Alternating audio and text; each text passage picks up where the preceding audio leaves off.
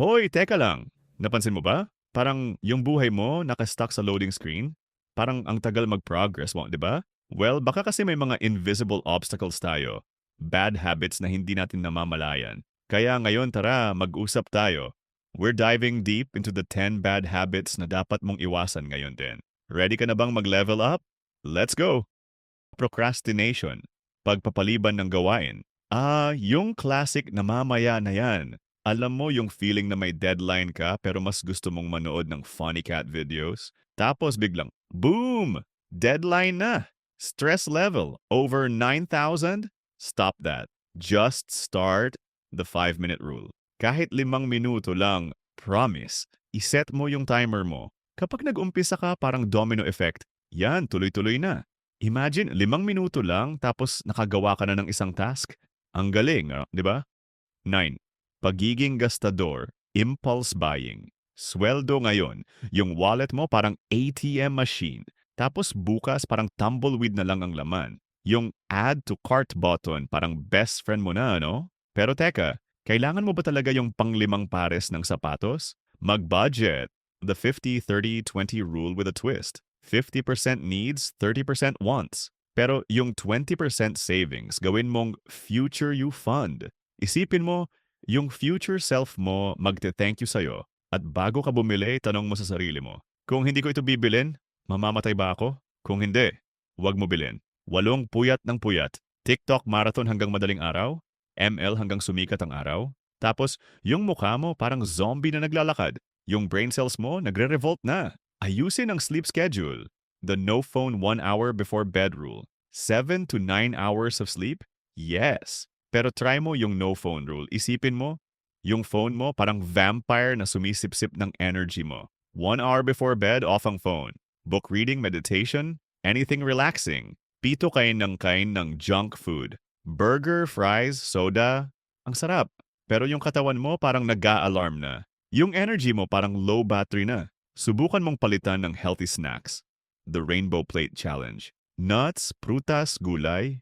Isipin mo, parang rainbow sa plato mo. Colorful, masustansya, at masarap. Plus, yung skin mo magiging glowing. Sobrang gamit ng social media. Scroll, scroll, scroll. Yung oras, parang bulan na nawawala. Yung comparison game, parang walang katapusan. Limitahan ng screen time. The time blocking technique. Set specific times for social media. Halimbawa, 30 minuto sa umaga, 30 minuto sa gabi. Yung oras na natipid mo, gamitin mo sa hobbies mo. 5 mahilig magreklamo. Reklamo dito, reklamo doon. Parang radio na walang patayan. Pero yung problema, nandyan pa rin. Focus sa solutions, hindi sa problema.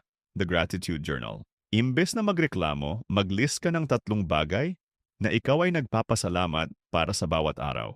Yung mindset mo mag-shift from negative to positive. 4 na takot subukan ng bagong bagay. Baka mapahiya ako. Baka mag-fail ako. Pero paano mo malalaman kung kaya mo kung hindi mo susubukan? Try new things. The 30-day challenge. Every month, try something new. Halimbawa, learn a new language, try a new sport, or learn a new skill. Yung comfort zone mo, magiging adventure zone. 3 hindi pag-ipon ng pera. Bahala na si Batman. Pero paano kung biglang dumating ang unexpected expenses? Mag-ipon kahit 50 piso hanggang 100 piso per day. The Piggy Bank Challenge. Isipin mo, yung piggy bank mo, parang mini vault ng future dreams mo. Everyday lagay ka ng coins or bills. Yung small amount magiging big amount over time. 2 hindi nag-aalaga sa sarili. Trabaho, trabaho, trabaho. Pero yung sarili mo, nakalimutan mo na. Yung burnout, parang best friend mo na. Self-care is important. The me time schedule. I-schedule mo yung me time mo. Halimbawa, every Sunday, spa day, or book reading day. Yung sarili mo, deserve ng break. Madaling sumuko.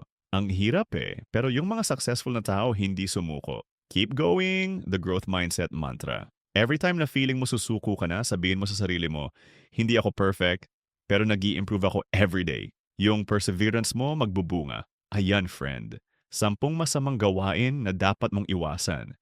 Remember, hindi perfect ang journey, pero every step counts. Kaya tara, let's break those bad habits and build a better you. Kung may bad habit ka na gusto mong i-share, comment down below. And don't forget to like and share this video.